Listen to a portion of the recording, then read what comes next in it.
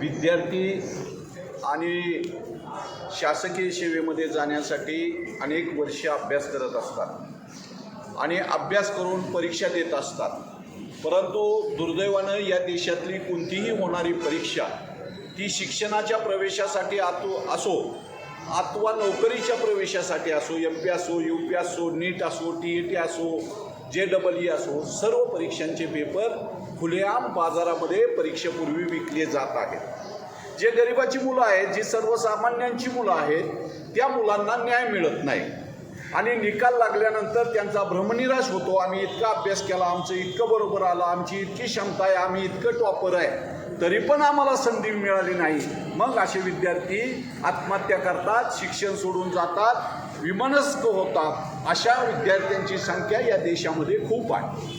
आणि मग अशा परिस्थितीच्या विरुद्ध सामाजिक कार्यकर्ते, पर्यावरणवादी, शिक्षण तज्ज्ञ, ज्यांनी लष्करासाठी बर्फाळ भागामध्ये तंबू बनवले, ज्यांना मॅगॅसिस पारितोषिक घोषित केलं, शासनाने त्यांचा गौरव केला, असं व्यक्तिमत्व ते उपोषणाला बसल्यानंतर आज त्यांचा 25वा दिवस आहे.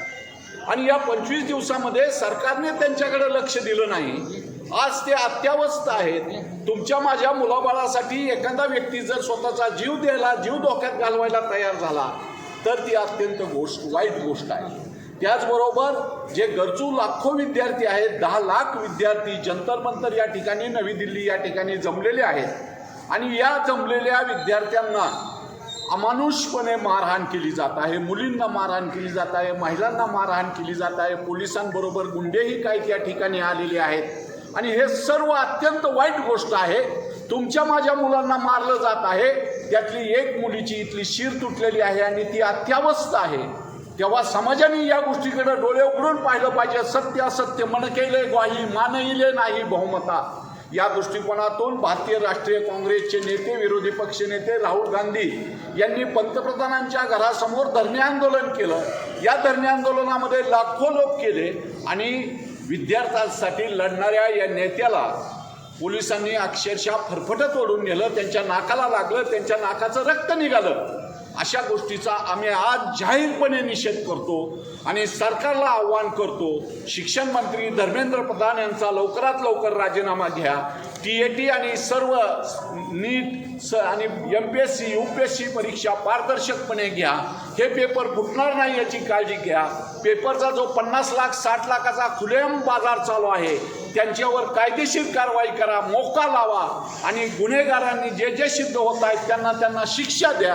आणि ज्यासाठी आंदोलन केलं आहे, ज्या त्यांच्या मागण्या आहेत त्या सर्व मान्य करून देशामध्ये चालू असलेला तणाव, देशामध्ये तरुणांच्या मनामध्ये निर्माण होत असलेला अविश्वास, या सगळ्या गोष्टी संपवल्या पाहिजेत.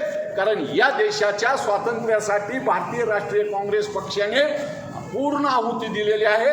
लाखो लोक जेलमध्ये गेलेत, असंख्यांचं हुतात्मा झाला, बलिदान झालं आणि अशा प्रकारच्या परिस्थितीमध्ये आपलं स्वातंत्र्य धोक्यामध्ये होत आहे. नवस्वातंत्र्याची लढाई लढली जात आहे. सरकारला विनंती आहे की हा भारत देशाचं स्वातंत्र्य 150 वर्ष संघर्ष केल्यानंतर उभं राहिलेलं आहे आणि ते ह्या तरुणांच्या, सर्वसामान्यांच्या, गरिबांच्या भवितव्यासाठी आहे.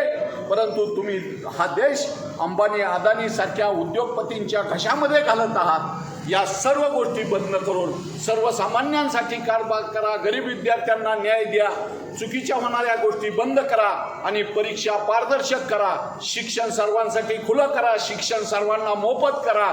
अन्यथा या देशामध्ये सर्वसामान्य गरीब माणूस लवकरच गुलाम बनेल, लवकरच मजूर बनेल.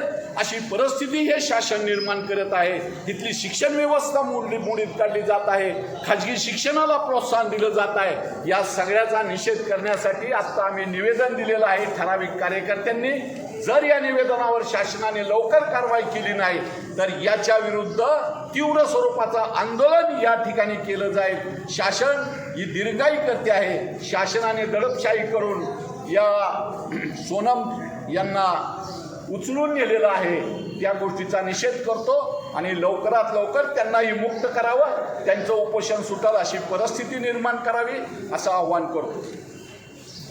यांना आज आम्ही काँग्रेसच्या वतीने जे दिल्ली येथे सोनम वांगचुक यांचं आंदोलन आणि विद्यार्थ्यांचं आंदोलन चालू आहे यांना पाठिंबा देण्यासाठी आज आम्ही त्यांना तहसीलदारमार्फत एक निवेदन देत आहे आणि त्या निवेदनामध्ये आम्ही राष्ट्रपतींना अशी मागणी केली आहे की जे हुकुमशाही सरकार आहे त्यांच्या विरोधात आणि जे विद्यार्थ्यांच्या बाजूने लढत आहेत त्या वांगचुक यांना तुम्ही त्यांना न्याय द्यावा, यासाठी आज आम्ही इंदापूर तालुक्याच्या काँग्रेसच्या वतीने आज आम्ही तहसीलदारांना निवेदन दिले आहे. जर याच्यावरती जर कारवाई नाही झाली तर इथून पुढं काँग्रेसच्या वतीने आम्ही अजून तीव्र आंदोलन उभा करू, एवढीच या निमित्तानं आम्ही राष्ट्रपतींना आणि सरकारला मागणी करतो.